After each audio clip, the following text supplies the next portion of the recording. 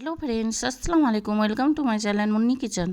আজকে তৈরি করব ছানার পায়েস। ছানার পায়েস তৈরি করার জন্য এখানে 1 কেজি দুধের ছানা তৈরি করে নিয়েছি। ছানাটা ভালোভাবে 2-3 বার জল দিয়ে ধুয়ে নিয়েছি যাতে টকটক ভাবটা ভিনিগারের চলে যায়। এবার এখানে ছানাটাকে হাত দিয়ে ভালোভাবে ঝুড়ো ঝুড়ো করে নেব। এখানে প্রায় 250 গ্রামের মতো ছানা হয়েছে। এবার গ্যাসের ওপরে একটা কড়াই চাপিয়ে প্রায় 800 গ্রামের মতো দুধ নিয়ে নেব।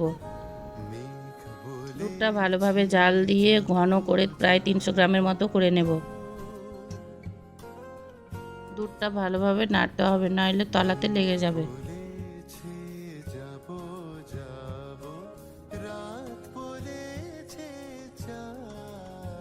দুধটা অনেকটাই ঘন হয়ে গেছে, প্রায় 300 গ্রামের মতো হয়ে গেছে। এবার ছানাগুলো দিয়ে দেব।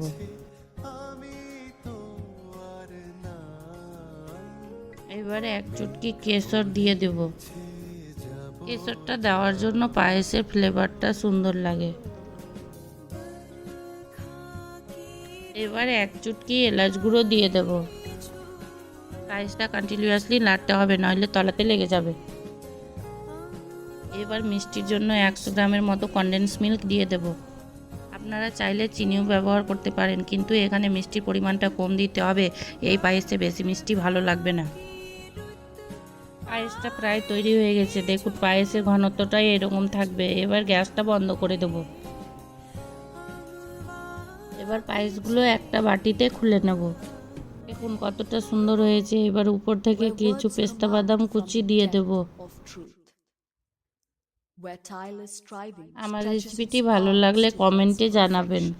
খেতে দারুণ হয়েছিল। আমার ভিডিওটি ভালো লাগলে আমার চ্যানেলটি সাবস্ক্রাইব করে লাইক কমেন্ট শেয়ার করে দিবেন প্লিজ।